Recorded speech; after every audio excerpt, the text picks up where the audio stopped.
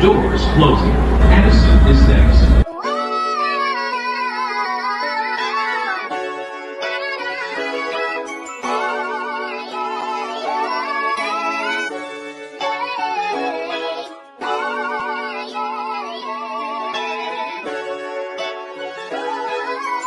I love you.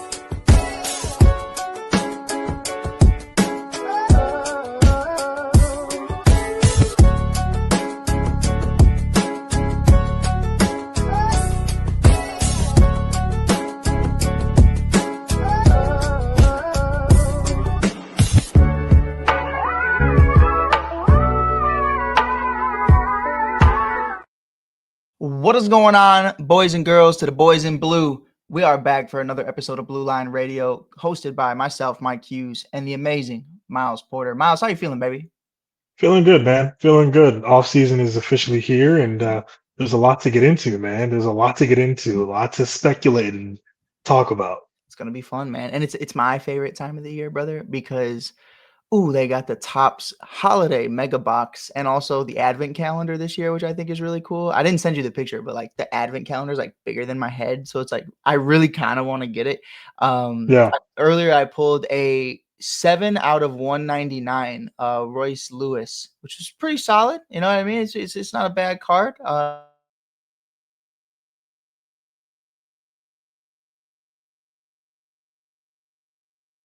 What kind of just gross? Sends Miller. I don't know what that was, but we're here. I don't know if you heard that, but he had a Shohei Ohtani 5 out of 199. So he flexed on me, and I have Royce Lewis, and I'm like, okay, it's not a competition, but he didn't have to do that. He could have just said he was happy for me and went about his day. But shout out to my guy Pepe, man. But no, man, we got a lot to talk about today, a lot to unpack. Obviously, winter meetings are getting closer and closer. I'm really hoping maybe we're going to be able to attend that at some point this year, maybe virtually or in person. I think it would be super dope. But we got a lot going on. Miles, Team Israel, so much with the World Baseball Classic we're going to be talking about throughout this entire offseason. Really excited about that. And really just getting back to the World Baseball Classic, man, because it was a hell of a lot of fun.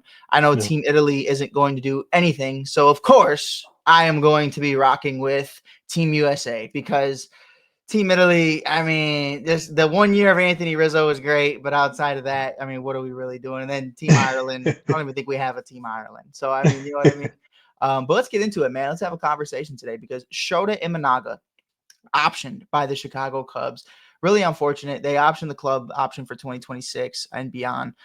You and I talked about this last episode and kind of unpacked that about why that was a realistic possibility. Now, obviously, so many others, as Lance Brozdowski from the Marquee Network and others, kind of made that make sense to why that was likely going to happen. Now, Miles and I, before this show, even had to look up why these things were occurring because the qualifying offer that the Chicago Cubs just offered the Shota Imanaga is a $22.5 million deal for the 2026 season, which begs the question, why not just keep him then? Well, it's because Shota Imanaga originally signed a 4-year, $53 million contract before the 2024 season. The deal included a club option to extend it to 5 years and $80 million, which would have put Shota on this club from 2026 to 2028. And I think that's something the Cubs just didn't want to commit to at the time. So doing a 1-year deal with Shota, if he accepts the qualifying offer, which unless a team like the Los Angeles Dodgers go after him, I don't see him leaving the friendly confines unless he gets that deal and the years, because the years are always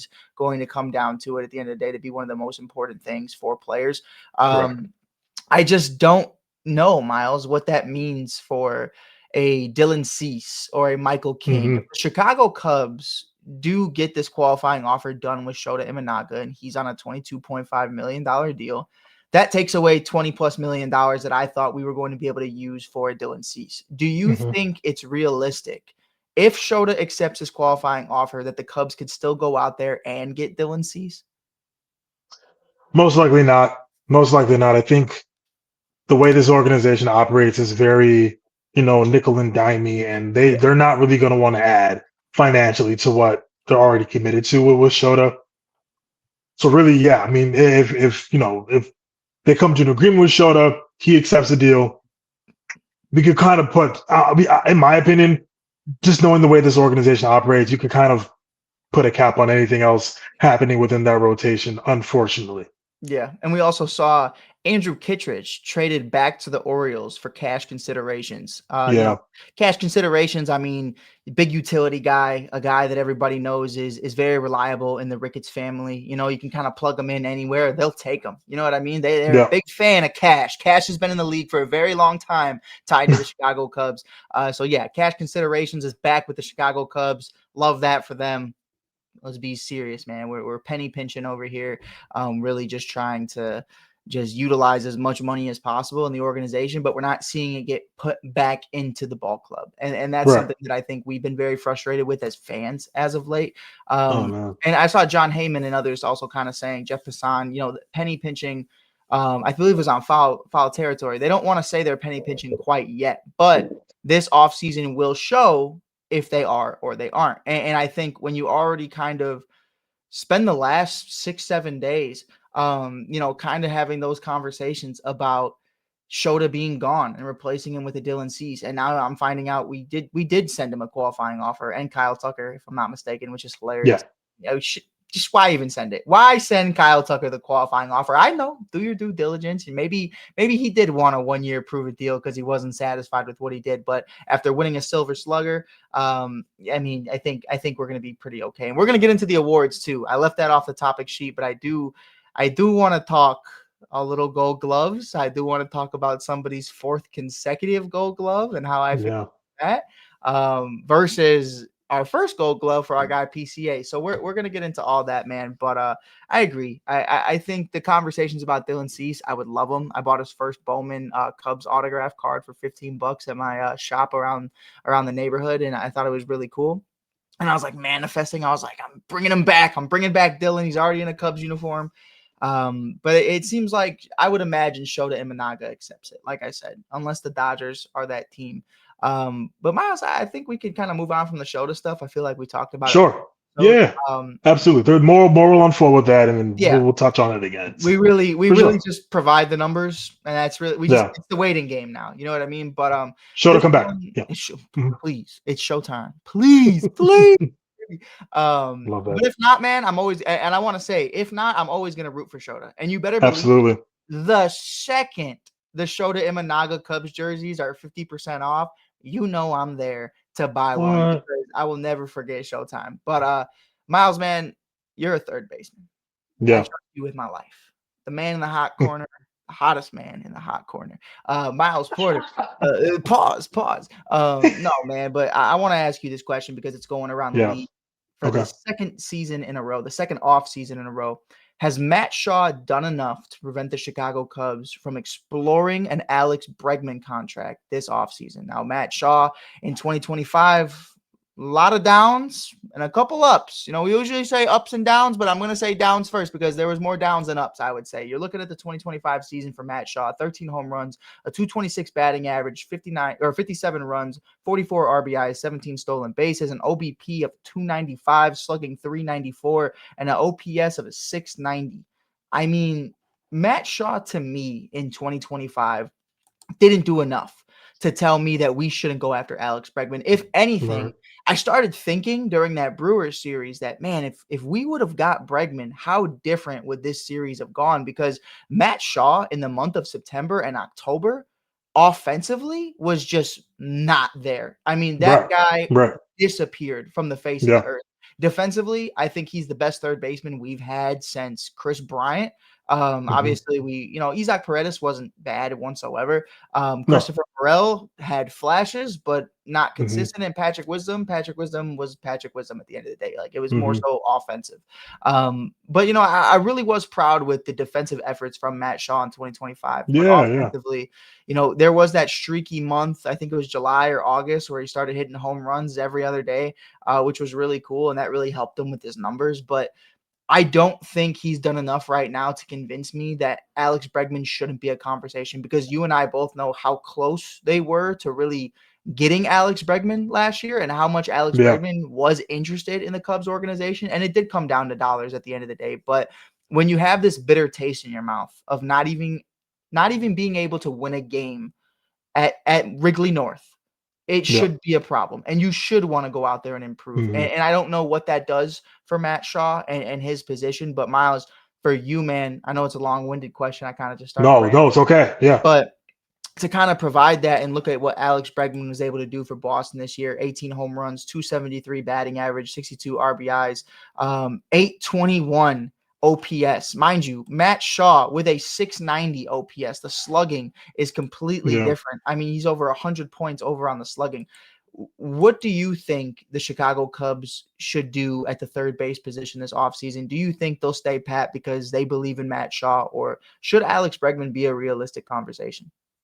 Alex Bregman should be a realistic conversation. I think if Bregman comes knocking at the door, you answer. You at least try to pick his brain as to what his financial expectations are, what amount of years that he wants. Kind of going back to what I said earlier, and I hate doing this with this team. It is more likely that they're going to stay put with Matt Shaw, but there are things about Matt Shaw that makes me very excited as a fan. I think defensively, I think this dude is going to be great. And you know, if we get a full season of that, plus with the bat maturing a little bit over time, I'm fine. I'm cool with Matt Shaw being our third baseman for the foreseeable future. But you know, I think for obvious reasons, I have a little bit of bias towards Alex Bregman. You know, with everything with Team Israel baseball and everything, and he's just a baller, man. He's a great ball player. I mean, it's amazing how his role on the Red Sox was huge in them making it to the playoffs and everything, all the drama that happened with Devers and all these different things that have taken place.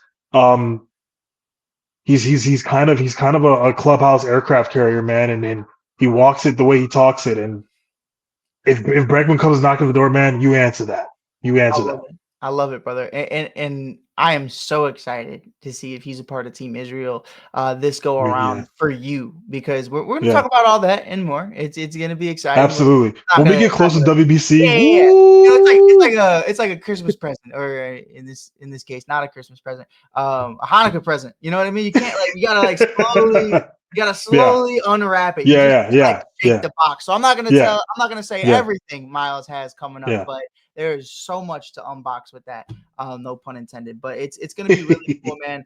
Personally, myself, here's where I'm at. As a Cubs Okay. fan, I am salivating at the idea of Alex Bregman.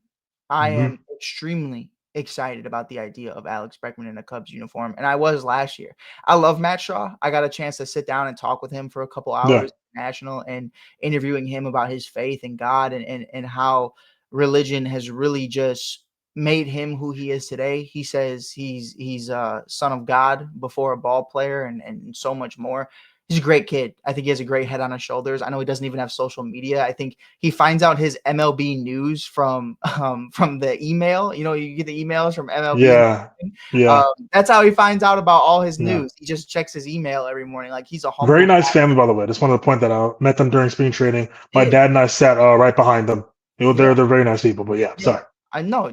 That just adds to the point. You know what I mean? I think, Hmm. like, we've had these relationships with his family and himself, and I had nothing but positive things in our interaction on who he is as a Hmm. person, and that is Hmm. somebody that I would want to be a cornerstone player, just because you understand who they are every single day. You know what I mean? Right. And I understand there was some politics that played a role, and I don't really get into that, because, like, that was, like, such a weird thing that then I feel like the news and the media was trying to get into.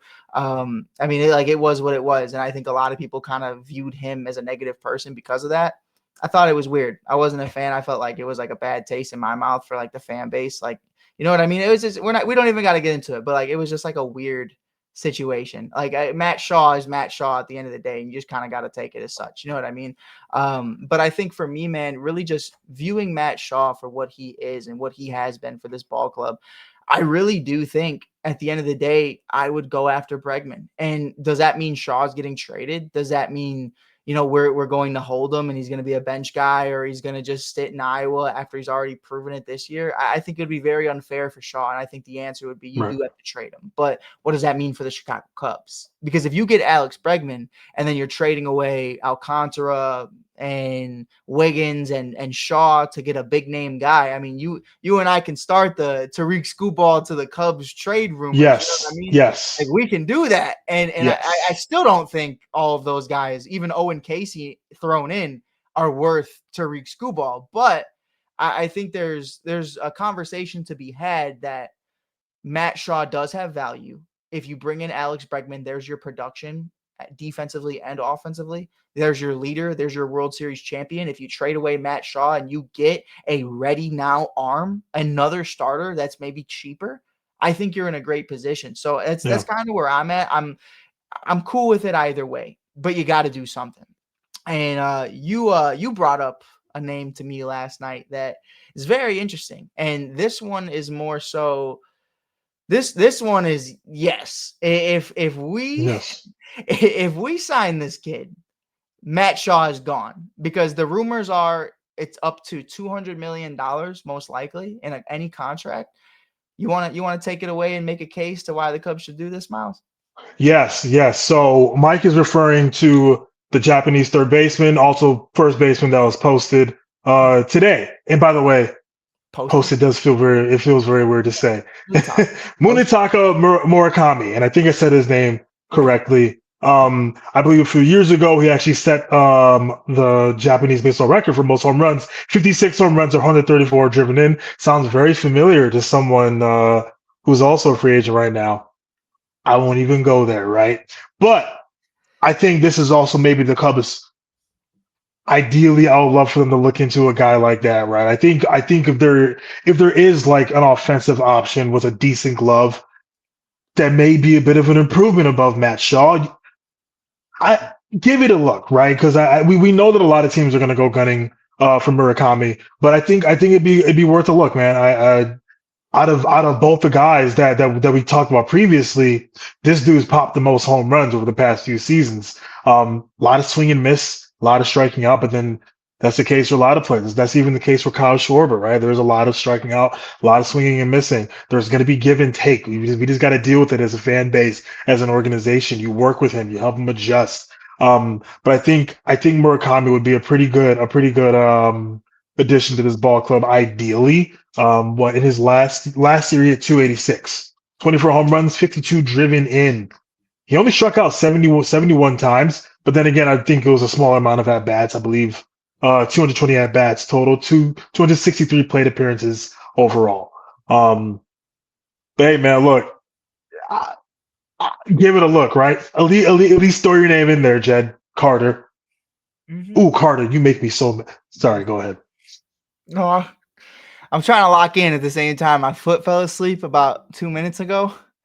And it's like, it's to that point where you want to get up and run, but it's like, I'm afraid to move. So I was like, Miles is on a roll. Don't ruin it. Don't ruin it.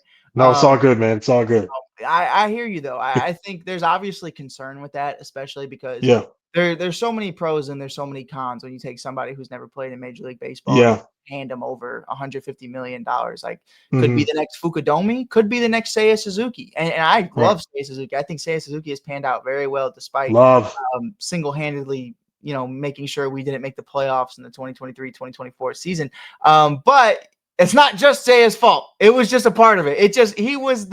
He got the wheels going. But I think he was Seiya, we're very proud of you. We're very proud, but Seiya, you had me for a couple years, man. I was very worried. I was like, is this what it's gonna be every August? Seiya's like the curse, but no, man. 2025, Seiya really proved himself. It was a career year, and again, we're not gonna compare individuals just because they haven't played in Major League Baseball before, but you do have to look at the numbers. Like, Seiya isn't the exact guy he once was when he played in Japan. Shohei Ohtani is. You know what I mean? Luis Robert, when he played overseas, I mean, he was an absolute phenom. Came over here, still played very well, but a lot has changed since then. And Miles can go on for days about Luis Robert Jr., but we'll save that for if we ever have Gabe Wilkins on, and we'll talk everything White Sox. I promise you, we're gonna get buckle up for that one. Yeah, that'll be a Buckle up good for that one, folks. that'll be a good one. That'll be a good one. Shout out Gabe, man. New 24 Yeah. podcast. I feel like I say that every episode, but every week him and Torrance do a show. It's always great. It's always a good listen. It's so good. It's Um, so good. You know what I miss? I miss Saul on the mic. That's the one. I miss Saul on the mic. I mean, I would go to bed every night. I would just listen to Saul talking Cubs baseball. It would soothe me, brother. Pause. But no, man, I definitely think it's going to be interesting to see what happens with that. Honestly, you want to hear my honest opinion on it? Yeah. I Yeah. think he goes to the Giants. I think he goes to the Giants because I think the Oh, yeah. Giants are in a situation where you have convinced Devers that he's completely okay with playing first base and potentially even DHing him. And I think Mhm. with a Matt Chapman that's aging, I don't know how much Chapman has left on his contract, but I definitely do think it is time to kind of have that conversation. I think for Matt Chapman of like what the future holds for him. Right. I mean, it's just going to be one of those things. I think it's going to be really interesting to see like how the next 2-3 years play out for a Tony Vitello led San Francisco Giants. And shout out Tony V, by the way. Let me tell you something right now, Miles. You ready for this? I know Hit this is me. a Cubs pod, but like this is something I think every baseball fan should hear. Oh, never mind, by the way. Matt Chapman's here till 2030. He's not going anywhere. But But I heard that rumor though, like they are in on Murakami. So they're in it's on not they are right. in on him. So they have a plan there if it works out. But yeah, I'm listening. I doubt it, but you know what I mean? My bad, chat. My bad. Tony Vitello to the San Francisco Giants is going to be one of the swaggiest, electrifying baseball teams in the entire league. Whether they win 100 games or they win 60, they are going to be fun. I mean, what he was able to do at Tennessee, he's the reason why I was a Tennessee Volunteers fan. Winning a championship there, obviously just getting guys into the league. I mean, there's so many guys. We can go down the names of amazing players. Drew Gilbert being one of them, Blake Tidwell, Trey Lipscomb, and so many others. Yeah. Christian Moore, who I just talked to the other day, spoke highly of him. It's going to be really cool to see this kind of team. It's super electrifying. I know a lot of people feel like not that it's undeserving, but it's very early because he is going from college straight to the pros in a manager role, and no one's ever done that before. But I think Tony V has deserved it, man. He grew up around Major League Baseball. He even says himself he was a horrible baseball player, but he understands the game and he understands what he needs to do, which I love, man. I love hearing like, yeah, I was trash, but like I know what I'm doing. You know what I mean? Like that's like yeah. that's the beauty in the game right Usually there. make the best managers, best coaches. Yeah, I mean, there's the Dan Campbells who, I mean, they were solid players and then they're solid managers, but then there's the Ben Johnsons, you know what I mean, to get into like Right. the football side of things. Yeah. You know what I mean? Some guys maybe they're not going to run the fastest 40, but they understand how to scheme up a route. I think for me, man, for the Cubs, I think the Cubs are out on this. I really do think it's Bregman or Shaw, and that's really just what it is. Matt, I was going to ask you though, Andrew Kittredge traded away for cash considerations. Back to the Royals. I could punch something right now. I mean, back to the Orioles, by the way, not the Royals. My bad. Kittredge traded back after literally being Mr. October for this ball club. How does that really make you feel? Because we understand we're going to get into a conversation after this that I think I'm very excited to hear Miles's opinion.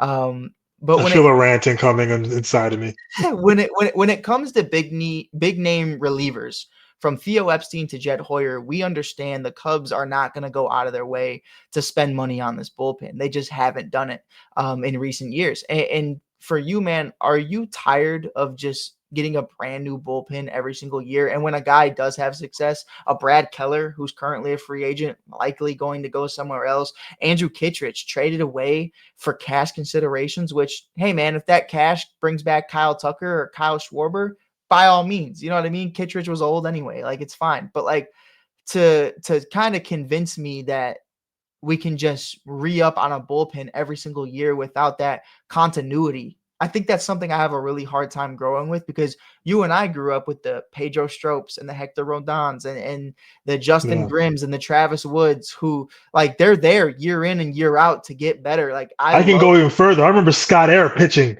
Oh, I remember Bob Howery. You know what I mean? Yeah. Sorry. No, I love it. Don't say there's Miles, a rant that's building inside me right now. Miles, I need you to stop saying sorry, because I mean, I love when you go on those rants because it does bring back, blasts from the past of guys we haven't heard of in a while. But it's like it really is that continuity of like every year I was so Yeah. excited to see what Pedro Strop was going to bring for the Cubs. And now like we have Adbert Alzolay and then we have Daniel Palencia. And now we're going to probably go into a different direction to some AA or AAA kid who we're just going to throw in the closing role. But because he throws 99 miles an hour, we're going to say that he throws gasolina. That's just not the case. I mean, we had gasolina come out and we're going to talk about that in a little bit. But I mean, 100 miles an hour is gasolina. That's what we talking about. I mean, we got guys pumping 105, baby. What are we talking about? For the Chicago Cubs, that is gasolina plus a little bit more. The Cubs they're gonna find a mediocre guy who throws mid to low 90s, and they're gonna be like, you know what? This is gonna be our setup guy.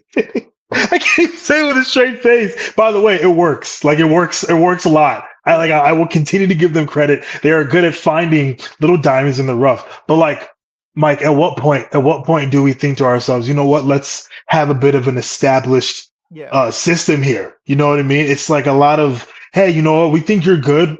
We're gonna make you really good. Thank you for the 1 year service. Now go ahead and enjoy pitching for the Mets. Go ahead. Like what you put in all this effort to make this guy good. And what are your numbers telling you? He's not going to be good the next year. Why not just work on it with him? And now like you said, is a constant revolving door. It's so inconsistent. I don't know who our closer is right now. I don't know who the closer is going to be next year.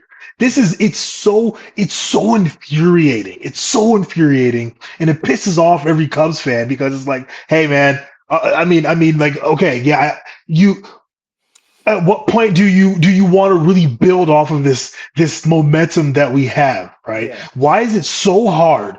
Why is it so hard for this team to be like, you know what, hey man, let's drop some dollars. Let's make an investment here. Let's take a risk. Let's take a gamble. Okay, whatever. You're still paying Hayward. You're still paying Lester. I get it. Whatever. Who are the Mets still paying from whenever he has his own day?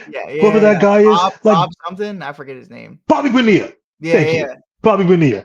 I'm just curious, Mike. I'm laughing because I'm pissed off. At what point are the Cubs gonna be like, you know what? Maybe let's just go for it. Let's just do it because I don't want to hear any more about this. You don't have money. You have money. Look at me. You have money. You're gonna be fine. I've never seen Miles actually look into the camera, which is great. I'm always looking at myself on my screen, but I don't know, man. There's no consistency in building a foundation and just developing our bullpen, right? Every single year, it's another guy who we're gonna see pitch really well, and then we're not gonna see him again because either they blew his arm out or they're just like, you know what, thank you for the 1 year service. We appreciate your sub 2.5 ERA. Now I can kindly go fuck yourself. Okay. Or you have the Adbert Alzolay who blows his arm out and then still leaves, and the Mets are like, we'll invest in him, no problem. We'll wait the year. Like we don't wait on guys to get better, and that's why I was really worried about a guy like Justin Steele. I love Justin Steele, but I was like, how is this organization going to treat a guy that put the team on his back in the dark ages? Yeah. It wasn't the dark ages, but it got kind of dark after the trading of the core, and I think Justin Steele was absolutely. I'm not gonna say we need a flashlight, but I mean, you know what I mean. It wasn't looking pretty great. Currently looking. I'm just nervous. Like we hold on to some of these guys, and we do hold on to Palencia, and I'm worried about his arm for next year because it is a constant cycle with this team. This current Cubs administration, it's so infuriating. And I'm going to ask you something because I'm looking at the 40-man roster right now. Brad Keller's a free agent, obviously. Andrew Kittredge is gone. Who the fuck is Gavin Hollowell, and why is he still on the 40-man roster? If we're talking about guys in this bullpen or in this rotation, he's 6'7" at 215 pounds. He had a 4.82 ERA in 2025, a 5.79 ERA in his career. I mean, there's a bunch of guys. I mean, we're going to look at, this is just the entire pictures of the 40-man roster.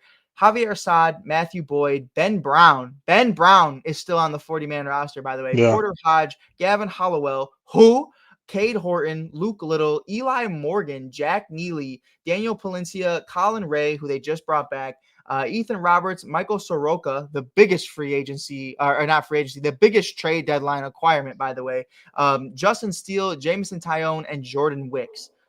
That's a problem to me. And especially, like, I want to just throw this one out there because this is like one of those conversations, especially when you talk about the 40-man roster. Miguel Amaya, Moises Ballesteros, Carson Kelly, and Reese McGuire all on the 40-man.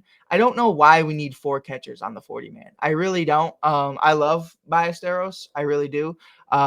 McGuire can go because Carson Kelly feeds families. Carson Kelly is Barry Bonds every other Sunday and twice on Saturdays. He's incredible. I love me some Carson Kelly. But I mean, I think at the end of the day, for me, man, what I really want to see for the Chicago Cubs is that next Pedro Strop, that guy who I know is going to be here for the next 3 to 5 years and grow and develop and have some balls, have some pride in what you do and that C on your chest. Yeah. Like, it means everything to kind of see middle-aged men go out there and try to revive their careers to get one more payday. It's just frustrating, man. And listen, like, I try not to laugh. That was so funny. No disrespect, man, but like, I play beer No. league softball. I play 16-inch softball with middle-aged men. I don't need to see them Fridays on 120. Like, that's what it is at the end of the day. Like, Andrew Kittredge, everything he provided for the Cubs was magnificent. But at the end of the day, man, that guy had hair on his beard that's older than me. I didn't need him in a Chicago Cubs uniform. Honestly, that's why I loved him. That's one of the reasons why I love Kittredge. He's a dog. He's a dog. He looked like one of the dudes you'd hang out with at the bar after a game. Yeah. Or like, I just loved it. A Craig Kimbrell, trying to revive his career, or an Andrew Chafin, who I love Chafin, but like, you know what I mean? Like, when's the last time? I know the last time. The last time we really cared about investing in this bullpen was Wade Davis in 2017. And yes, obviously a lot of people feel very differently about the Wade Davis experiment. I was a fan. Right. I liked Wade Davis. I thought Wade Davis was solid. I thought Wade Davis had the jewelry. Wade Davis had the resume to be the closer of the Chicago Cubs. He had a 2.3 ERA. Right. And I would pray for a 2.3 ERA. 32 saves. For me, man, I told you this last offseason. I wanted to bring back Chap. I thought, hey, man, Chapman should come back. And everybody told me he was washed, and now he's reliever of the year and saved my fantasy season. And, like, that was something for me where it's like, former Cub, still doing what he's doing. You can't teach 105 at the end of the day. No. You know what I mean? Like Kyle Hendricks, when Kyle Hendricks went down, Kyle Hendricks went down. And it's because there was that lack of athleticism. And I don't mean any disrespect to Kyle in any way. But when I say athleticism, I mean pure talent of this guy is the peak of what he does. Kyle Hendricks can paint the corners, but when the velocity goes down, that's it. Okay, let's say Aroldis Chapman loses 5 miles per hour on his fastball this year. Do you know he still throws 100 miles an hour? Like, it's amazing. You know what I mean? That's amazing. Kyle loses 5 miles on his fastball. Oh, it's over. It's over. Kyle's throwing 65. You know what I mean? Like, what are we talking about? Maybe 64. You know what I mean? Like, and we were beyond signing, trading for like a Ryan House, like what is so Eli Morgan's the answer. Yeah. Jed wakes up. He's like, you know what? I got someone better. Michael Soroka. I got Gavin Holloway. We named 2 different people. Wait, 2 bums, 2 horrible players is what we named. Here's 2 innings of Michael Soroka, injured, never came back, was never seen again. But no, man. I mean, it's just frustrating to me when we talk about this bullpen, and that's why I want to throw in this. BR Walkoff has the Chicago Cubs with the 4th highest odds to land Edwin Diaz. Miles, I don't think Wrigley's ready for that walkout song. We don't have a DJ. We just have an organist. I mean, Gasolina for Daniel Palencia was cool, but it is not the same level of aura that it is at Citi Field. Can you kind of take me through how chopped an Edwin Diaz in a Cubs jersey would be? Or do you think it's possible? Maybe we could have both. Maybe we could have Palencia and then Diaz. Mike, we're talking about it. We do the YMCA when a pitcher comes out of the game. Oh my God. By the way, it's a great time. It's a great time. And after that, we start playing Chaperone. Bro, I don't know, man. I don't know. I don't know. But like, look, we have we we have been like we've experienced this before, bro. We've experienced a lot of swag on this team, a lot of swag. We've experienced it before. That 2016 team was so swaggy, bro. It was so swaggy. Anthony Rizzo In coming the, in out the, Bad Blood by Taylor Swift, feeding families. You know what I mean? Like he was I fun. remember when Javi Baez Walker song was oh my god, like it with Cardi B, Yeah, Cardi B, Bad Bunny. And then What Up, Chris for Chris Bryant was like that was Bro, and Kyle Schwarber warm was it up. Yeah, some crisscross for Chris Bryant. and Kyle Schwarber was like 50-50. Sometimes it was Metallica, sometimes it was like hip hop. It was Rugged Sluggish Bones. Yeah, and it was like some. Mhm. It was and then randomly it would be Metallica, and I'd be like, "What happened to the Yeah. Bones, brother? What are we not? Yeah. Someone's mad Yeah. today? I don't know. You know, it's crazy." But I felt like it was like a good mix. Yeah. You know what I mean? And by the way, shout out to Dansby. I love his walk of songs. I love his walk of songs. I love pretty good too. Nico goes crazy. Pete goes crazy. Like we could do this. We could get some gasolina, right? Like we could do this. Yeah. We've been here before. We just gotta remember. We gotta remember that we don't have to just do the YMCA. We don't. We don't. we could bring in a little bit of swag to the team, and it will not take away from the integrity of the Chicago Cubs. Matter of fact, the Cubs being swaggy, to me, that's the real Chicago Cubs. That's the team that was winning 2016 to 2019, 2019. We didn't. You know what I mean? That core was swag. Yeah, no, I'm with you, man, and that's why I said like anybody listening to this, I want it, I need it. I need the Cubs. I've been yearning for this to leave the 1900 side of baseball. And it's that part of Wrigley that I feel like is always going to be magical because it does feel like the first year of baseball ever. You know what I mean? It does feel like old school, old style. I mean, you're in an original ballpark, one of the only ones left in the world. Like you are. The Oregon made me fall in love with Wrigley. Lowry, Oregon, Gary Pressey made me fall in love with Wrigley. 100%. Walking in and hearing their Oregon. It's my favorite part of Wrigley. But also, two things can be true. The Chicago Cubs can have an organist. John does an amazing job. John is incredible. But they could also get a DJ for a guy like Edwin Diaz. When Edwin Diaz rolls out, roll out the trumpets, baby. Let's get the light show going. Let's use everything we have. We can do this. We can do it. We're so capable. It's possible. I don't want the things that make Wrigley great to go away. But what I want is to add on that.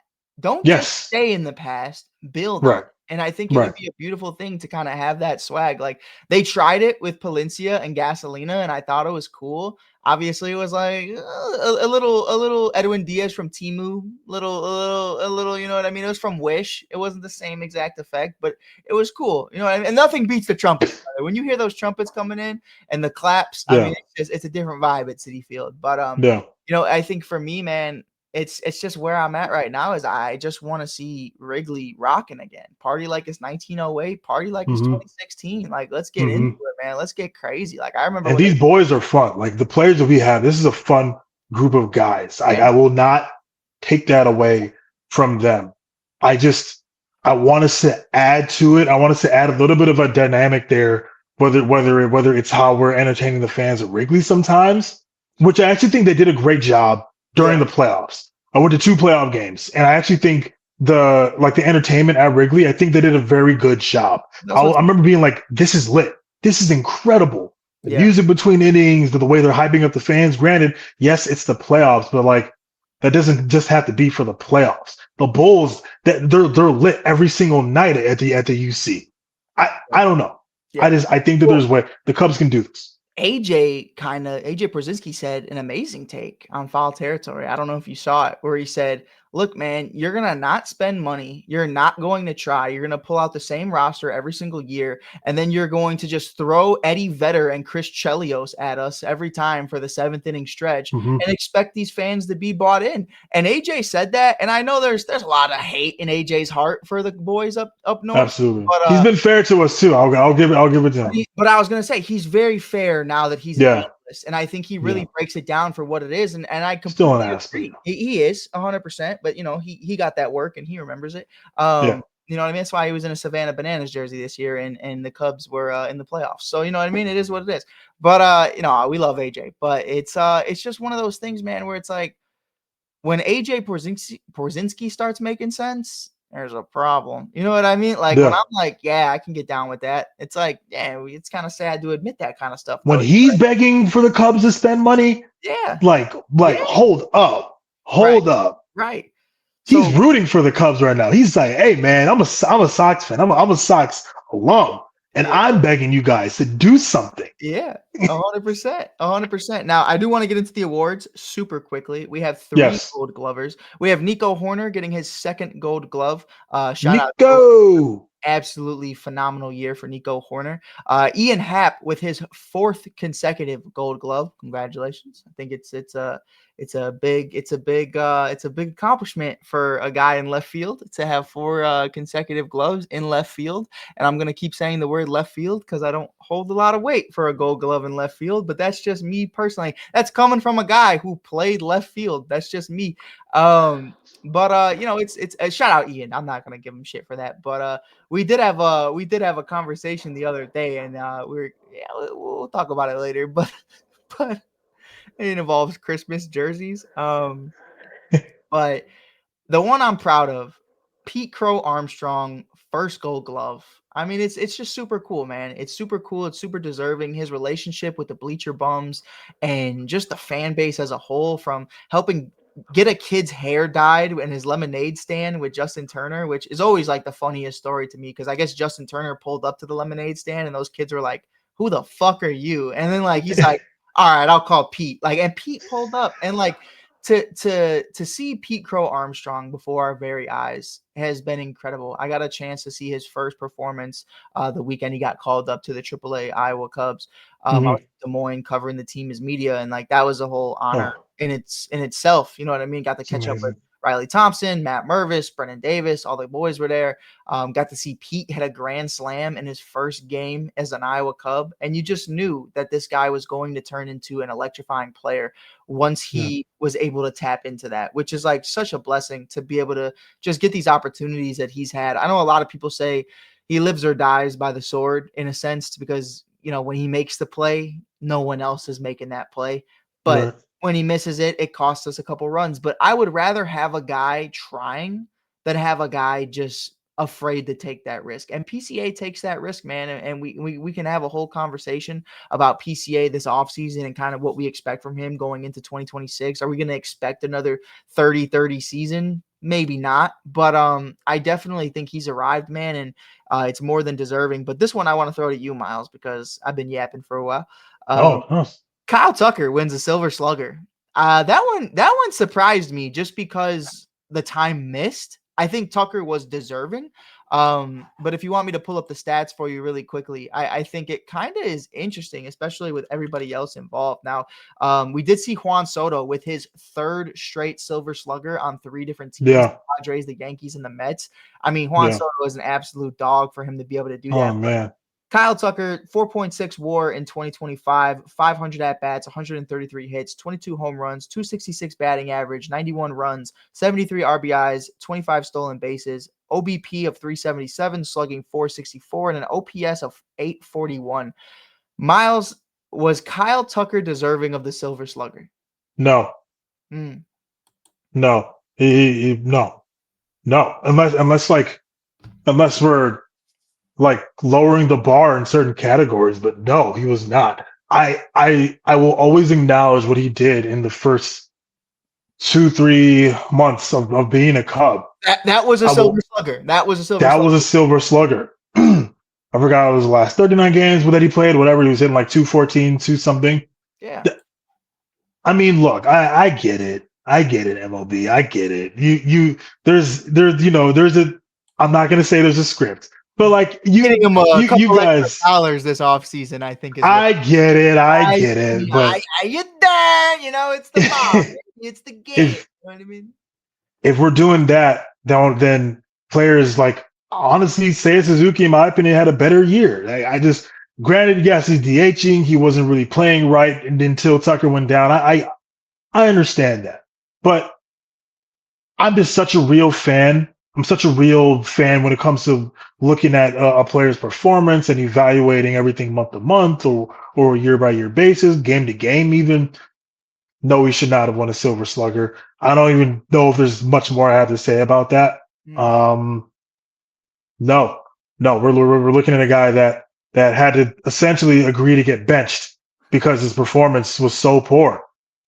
This is you know how hard it is to get booed by Cubs fans. That's really really hard to do. For those who are Cubs fans, maybe haven't been to a Cubs game. This is one of the most supportive fan bases in baseball, and not in a way where Cubs fans are going to get really pissed off at the players, right? This isn't. We've had guys go. I mean, Yeah. A very loving fan base, extremely loving fan base. Wrigley's very vibrant. It's very uplifting. You don't walk into Wrigley and you're like, oh, whoa. I mean, maybe as a visitor, you're like, okay, well, they're all cheering against me, but they're not exactly like rooting for my death or anything. To me, it's just an example of this, like, this was not Silver Slugger worthy. It just wasn't. But I still see a lot of positives in Kyle Tucker. I'm not one of the fans that are just like, you know what? See you later. Get out of here. Absolutely not. I want to see a full season of him healthy in a Cubs uniform at Wrigley. We got to be real, man. We have to be real. We have to be. Yeah, for sure. For sure. We also had a caller call into our show. I don't know if you've ever heard of the Italian Stallion.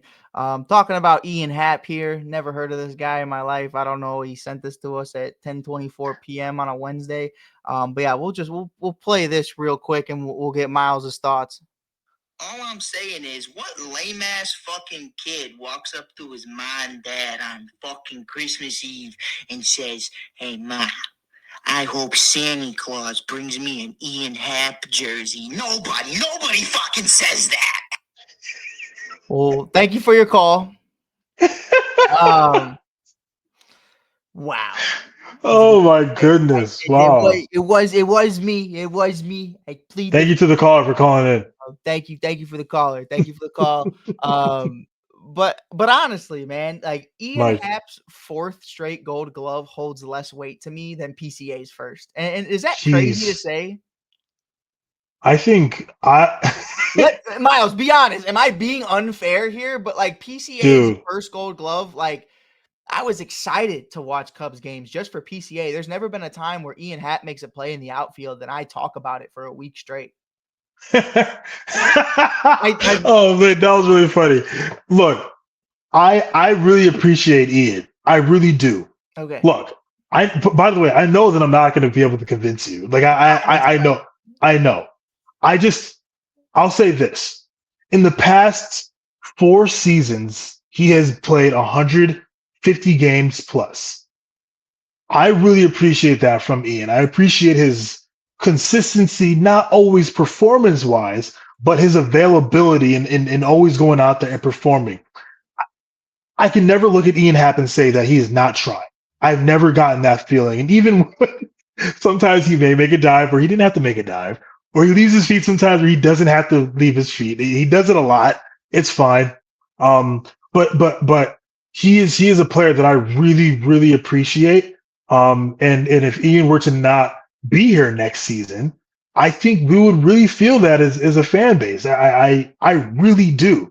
I don't think that this past season was the best example of Ian Happ, but I really appreciate who he is as a ball player and his professionalism, his consistency, just in terms of being available and still going out there and performing to the best of his ability. I still think he can draw a count very well. I think that I admire his ability to draw walks.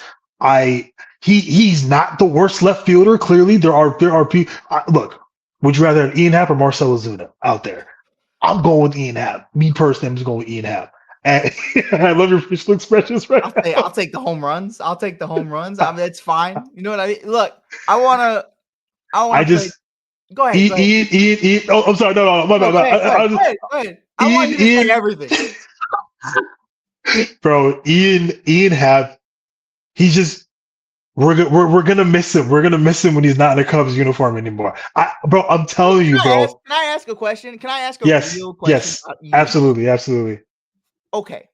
Ian Happ has been in the Chicago Cubs system for 9 years. This will be oh God, I know what you're about to ask. 10th season with the Chicago Cubs. I know what you're about to ask. When Ian Happ retires, will anybody anybody, left field bleachers or not, talk about Ian Happ? Will anybody sit there and say, Oh my you know god. who this ball club needs right now? You remember Ian Happ? What's your favorite Ian Happ moment other than the opening day home run? What is it? Because for me, man, like Ian's one of those guys, he clocked in and he clocked out. I would bet you the majority of Cubs fans don't even know the voice of Ian Happ. If a phone rang and I answered it right now and it was Ian Happ, I think 55 or more percent of Cubs fans wouldn't even know it was him. If Chris Bryant, Javi Baez, or Anthony Rizzo was on the phone, I'd fucking know. You could You know what tell, I yeah. mean? You could Yeah. tell. But like with Ian Happ, I just feel like as a person, he's a great guy.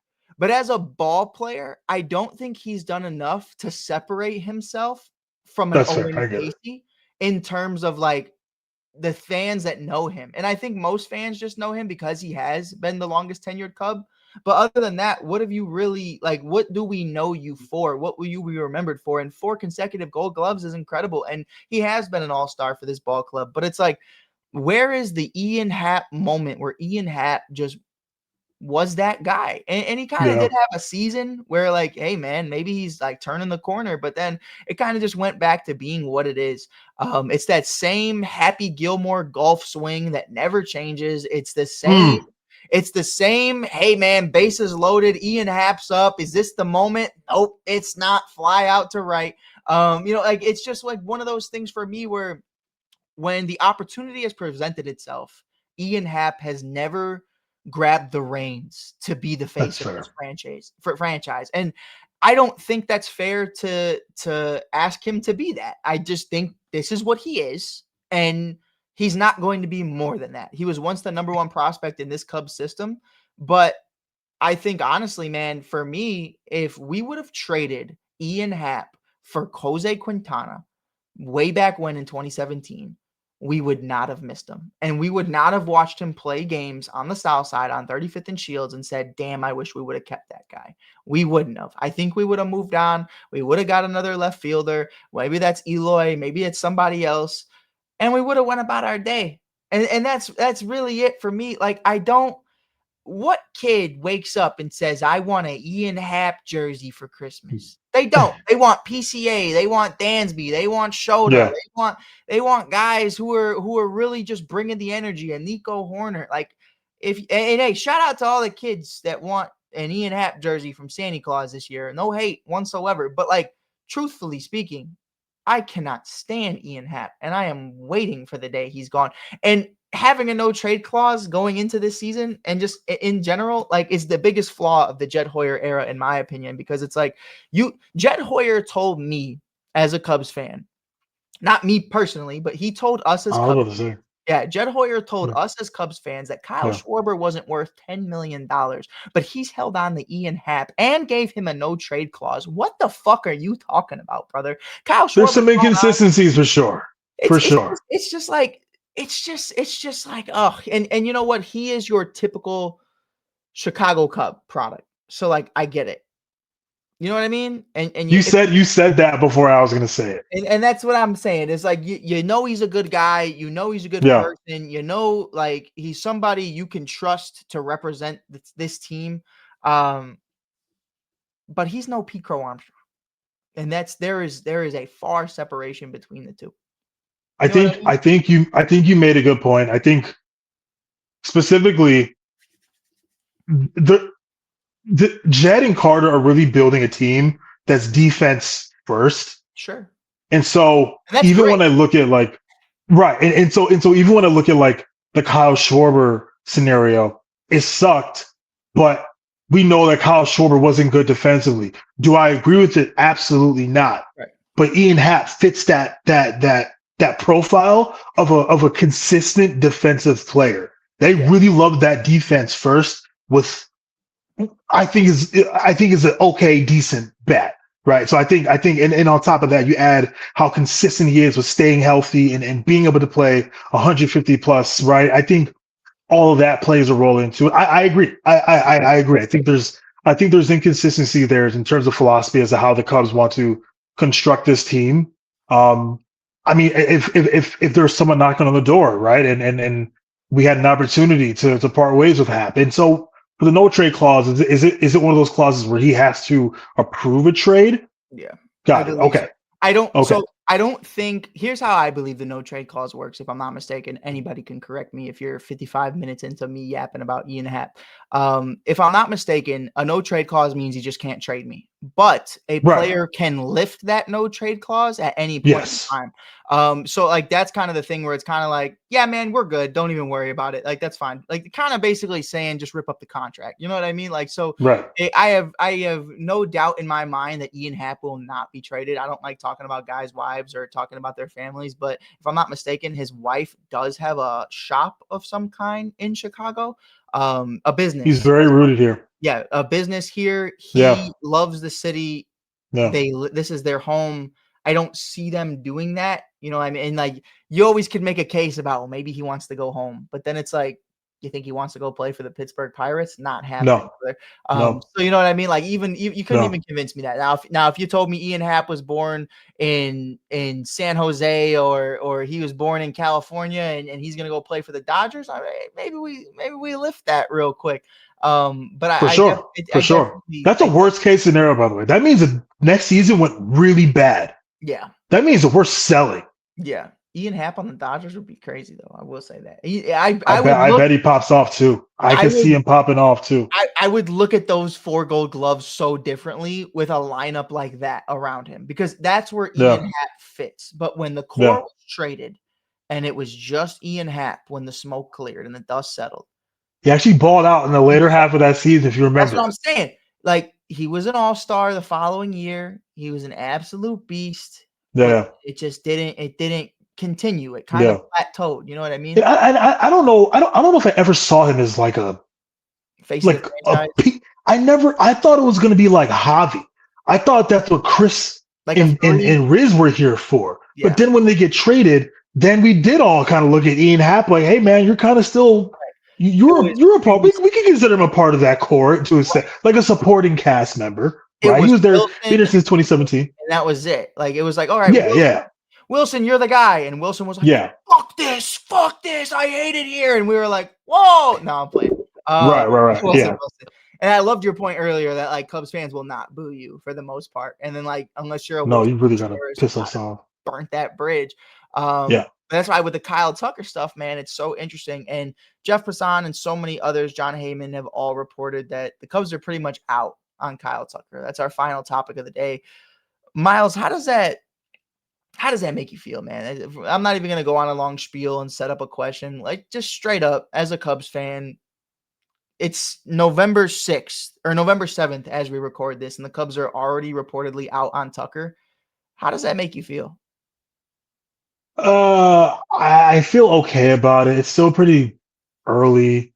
I want to see kind of how the market swings a little bit this offseason. We got a lot of things that are gonna this offseason is gonna be one of the most important off seasons going into next year with this CVA that's about to expire and this is a very important off season. I feel okay about it. I enjoyed Tucker being here. I really did. Despite the struggles, and then even when he did start to hitting, he was hitting a lot of singles. I don't mean to laugh at that. It's just whatever it takes. I was like, whatever we'll take. Because we're all saying that. Come on, Kyle, and there's a soft single to right field. It's fine. Look, I loved really quick. I loved the transition from fans where it was like, we're all gonna cheer for Kyle today. The Trey Turner effect. And then the next week when that didn't work, everyone fucking booed him. And I'm like, man, whatever it takes. Cubs fans are trying to get something out of you. You know what I mean? Like, well, you can only push the fan base to a limit. Like we only tolerate so much, right? Well, maybe he needs negative reinforcement, and then that'll work. Yeah. Like I don't know. I wish there was a scenario in which like he wasn't asking for so much money, and then maybe like more of a Kyle Schwarber similar kind of deal, right? Yeah. I'm okay with it. I think it'd be cool to see like a full season of him, but if we're gonna part ways with him, I think it is so important for the Cubs to find a way to replace that bat, whether it be Belly, whether it be Schwarber, whoever the case is. respect to all the prospects in our organization who are going to be great ball players. Yeah. I just So, I do not.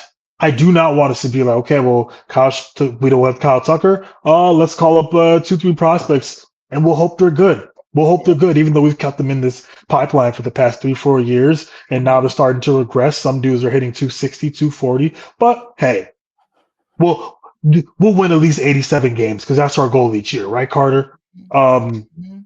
so I don't know. If we're gonna part ways with him, I want to make sure that we place him with an elite bat. I think that is very important.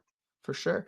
Now, I kind of want to like pitch this idea to you because it's something that I kind of have been really taking into consideration. And you brought up Hmm. Cody Bellinger. By the way, Belly's wife posted a picture that they're in Toronto right now. Very interesting to me. There's rumors swirling around. Obviously, they could just be on vacation, bro. Like, you know what I Yeah. mean? But Cody That's a weird place Bellinger, to visit this time of year, though. sure, maybe. I don't know. That's interesting. I really don't know anything about Not Toronto. weird, but it's just like a weird time of year to go to Yeah, Toronto. Miguel Yeah.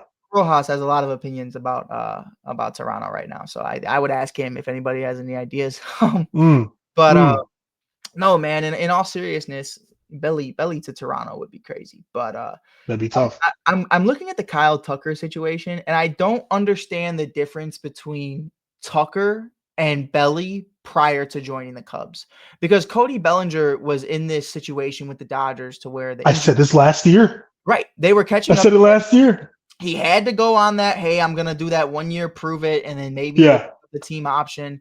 I kind of feel like Kyle Tucker's in that same boat because he played, 70 something games in 2024. He has the shin injury, misses the rest of the year. Granted, Yeah. he hits a hell of a lot of home runs in 78 games, if I'm not mistaken. He hit 23 home runs, which was too shy of the Cubs leading home run hitter in 2024, and he only played in 78 games. Then you have Crazy. 2025, he plays 136 games, 22 home runs, 73 RBIs. Obviously, injuries played a big part of that, and then just a bad second half of the year for Kyle Tucker. Didn't really show Yeah. up in October. I was there for game 4 against Milwaukee, which was cool, but outside of that, wasn't really valuable. For Cody Bellinger, you're in a situation to where prior to that, in his last year with the Los Angeles Dodgers, he played 144 games. He had 14 stolen bases, 68 RBIs, 19 home runs. He takes the prove it deal with the Cubs. He plays 130 games. He has 26 home runs, 97 RBIs. He's comeback player of the year. The following year, he has to take another prove it deal, and he does Hmm. it again. 23 doubles. You have 18 home runs, 78 RBIs, and then he finally gets the deal he's looking for from the Yankees. And it's like, for me, man, why is Kyle Tucker not given the Cody Bellinger treatment of a guy who kind of hasn't met those expectations of a top 10 player? And then injuries have obviously derailed a lot of his development over the last couple of seasons. But like, Belly was in that similar situation before he won comeback player of the year Yeah. with the Cubs, and everybody was too afraid to give him money. But everyone's so quick to give Kyle Tucker $400 million. Hmm. Miles, can you kind of take me through where the difference is there for me? Because Belly was an MVP. Belly was a rookie of the year. Belly was a silver slugger gold glove Yeah. winner. Belly can play first and center field. Belly can do whatever you want him to do. He's a World Series champ. Yes. Hmm. Tucker is the same guy. The only difference is they want to give him 400 mil. I think. The difference is that there is a little bit more of a steep decline at one point with Cody Bellinger. I believe in 2021, he hit as low as 165, right? And the next season he hit 210.